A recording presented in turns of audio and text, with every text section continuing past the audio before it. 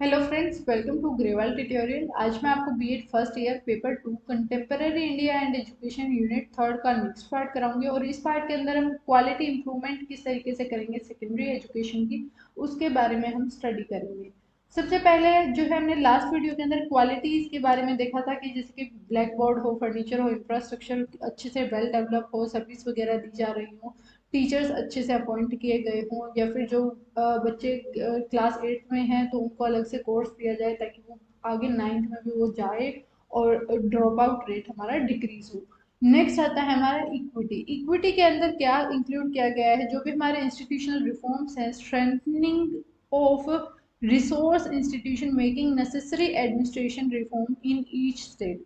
हर state के अंदर जो है आप एडमिनिस्ट्रेटिव जो हमारे एडमिनिस्ट्रेटिव ब्लॉक जो होता है उससे रिलेटेड जो भी रिफॉर्म है उनको अप्लाई किया जाएगा। ये जो इंस्टीट्यूशन होंगे, ये जो रिफॉर्म्स होंगे, वो हमारे स्कूल गवर्नेंस के लिए होंगे, यानी कि इम्प्रूव स्कूल परफॉर्मेंस, कि स्कूल की ओवरऑल परफॉर्मेंस किस तरीके से हम इम्प्रूव कर सकते हैं।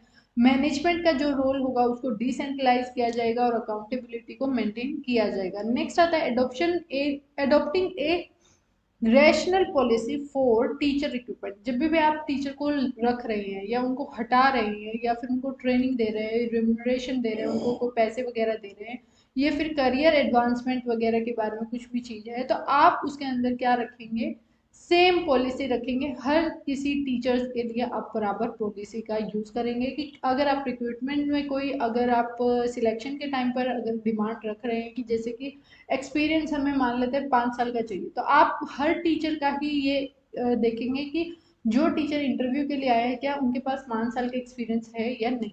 नेक्स्ट आता है undertaking reforms in educational administration include modernisation, e governance and delegation and decentralisation. यानी कि अगर आपको एडमिनिस्ट्रेशन के अंदर कुछ भी चेंज करना है तो आपको ये देखना होगा कि मॉडर्नाइजेशन सिस्टम को आपको अप्लाई करना होगा।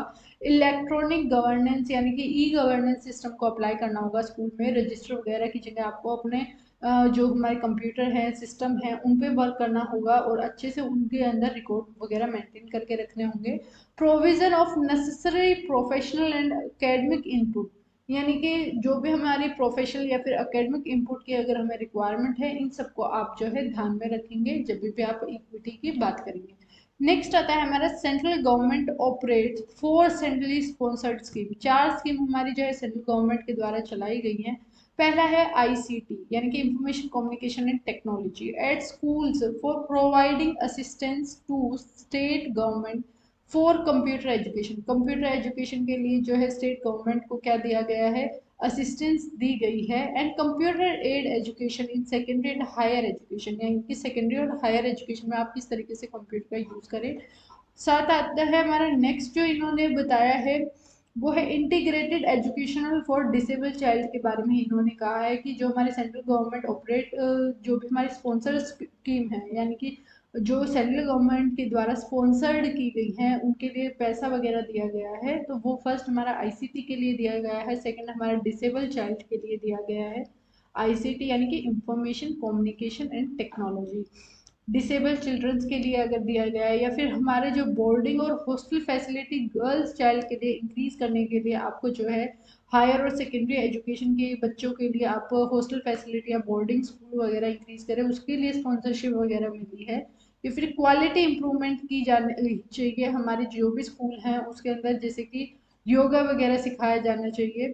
For the improvement of science education के लिए स्कूल के अंदर इन्वायरमेंट एजुकेशन वगैरह के बारे में बच्चों को सिखाया जाए और साइंस ओलंपियाड्स वगैरह कराए जाए, जिससे जो है बच्चे की ज़्यादा से ज़्यादा नॉलेज बच्चा गेन कर पाए। नेक्स्ट आता है provision for earning while learning. ये सबसे मेन है कि जब भी आप बच्चों को सिखाएं तो उनको ये सिखाएं कि आप अर्निंग कैसे कर सकते हैं वाइल लर्निंग।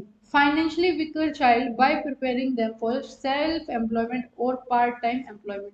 बच्चे अगर वीकर सेक्शन से हैं यानी कि पुअर फैमिली से बिलोंग करते हैं तो उनको ये भी सिखाया जाए कि आप पढ़ते हुए भी किस तरीके से कमा सकते हैं, आप फाइनेंशियली किस तरीके से स्ट्रोंग हो सकते हैं। ये सारी चीज़ों के ऊपर ध्यान दिया जाएगा और वोकेशनल ट्रेनिंग सेंटर्स वगैरह को खोला जाएगा ताकि बच्चे जो है वहाँ पर एक्स्ट्रा एक्टिविटीज सीख पाएँ। जैसे अगर कोई फार्मर का चाइल्ड है तो उसको एग्रीकल्चर से रिलेटेड कोई भी अगर चीज़ सीखनी है तो आसानी से उसको सीख पाए। ये हमारी जो central government operates 4 centrally sponsored schemes थी हमारी ये। नेक्स्ट आता है approaches and strategies for secondary stage. Secondary stage के लिए क्या क्या अप्रोचेज वगैरह लगाए गए हैं या फिर अप्लाई किए गए हैं। सबसे पहले आता है यूनिवर्सलाइजेशन ऑफ सेकेंडरी एजुकेशन, यानी कि यूनिवर्सलाइजेशन किया जाए सेकेंडरी एजुकेशन को।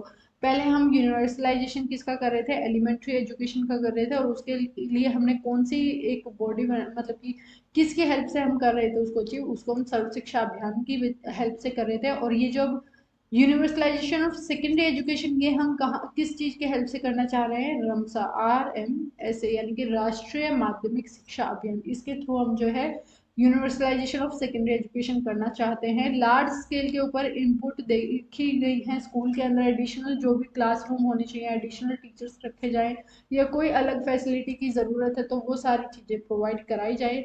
एक्सपेंशन किया जाए स्ट्रेटजीज को या और ऑफ एग्जिस्टिंग सेकेंडरी स्कूल, यानी कि जो भी फॉलो किया जा रहा है उनको एक्सपेंड किया जाए और अच्छे से ब्रॉडर वे में उनको कराया जाए। साथ के साथ upgradation of upper primary school based upon the micro planning, यानी कि अगर आप बच्चे को आगे अपग्रेड कर रहे हैं तो वो हमारा माइक्रो प्लानिंग एक्सरसाइज के ऊपर बेस होना चाहिए। उसके लिए इंफ्रास्ट्रक्चर फैसिलिटी टीचर्स वगैरह अवेलेबल वहाँ पर होनी चाहिए।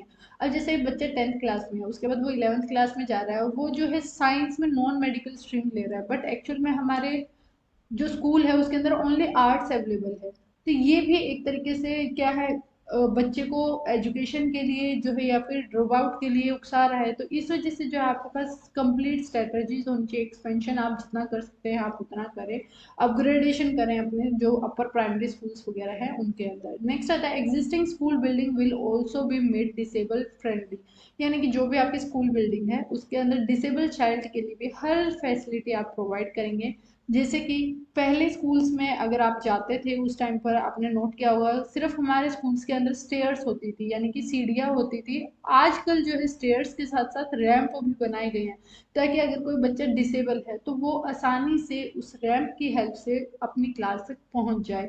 इसी तरीके से क्लासरूम के अंदर भी उनके लिए स्पेशल फैसिलिटीज़ वगैरह अवेलेबल कराई जाती हैं और उनको लेके आना, मतलब कि स्कूल की एंट्री के बाद से लेके उनको पूरा दिनचर्या को संभालना, पूरे दिन का वो किस तरीके से हेल्प करेंगे। वो या तो आप जैसे कि अगर बच्चा चल नहीं पा रहा है तो व्हील चेयर वगैरह आप प्रोवाइड करें बच्चों को, ताकि वो स्कूल के अंदर अच्छे से, और एक हेल्पर प्रोवाइड करें ताकि वो अच्छे से जो है काम कर पाएँ, स्कूल को अटेंड कर पाए। न्यू स्कूल विल ऑल्सो भी सेटअप, नए नए स्कूल्स को भी खोलना चाहिए। ये हमारे राष्ट्रीय माध्यमिक शिक्षा अभियान के थ्रू बताए गए कि नए नए स्कूल्स को भी आप खोलें।